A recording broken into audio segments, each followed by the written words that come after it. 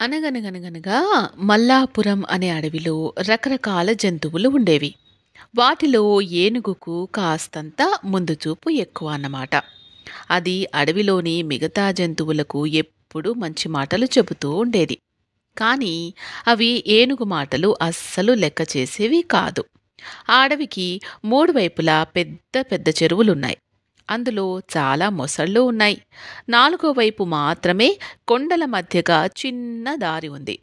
అక్కడ్నుంచి వేటగాళ్ళు వచ్చే ప్రమాదం ఉందని, జాగ్రత్తగా ఉండాలని ఏనుగు ఎప్పుడూ ఇతర జంతువులను హెచ్చరిస్తూ ఉండేది. అది విని కొన్నేమో ఏనుగుకు పని పాట లేదని, మరికొన్నేమో చాదస్తం ఎక్కువ అని తిట్టేవి.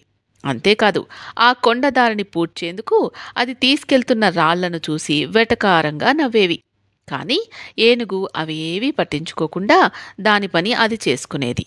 అలా దాదాపు సగం దారిని ఆ ఏనుగొక్కటే మూసేసింది.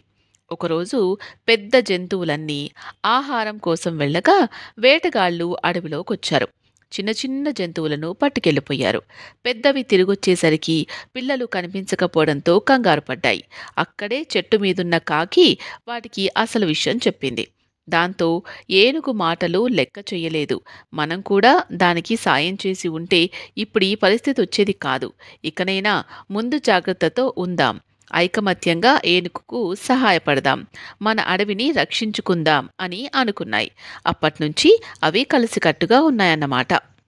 ఇది ఇవాల్టి కథ. కథ కంచికి మనమింటికి. మరో మంచి కథతో మళ్ళీ కలుద్దాం. బాయ్.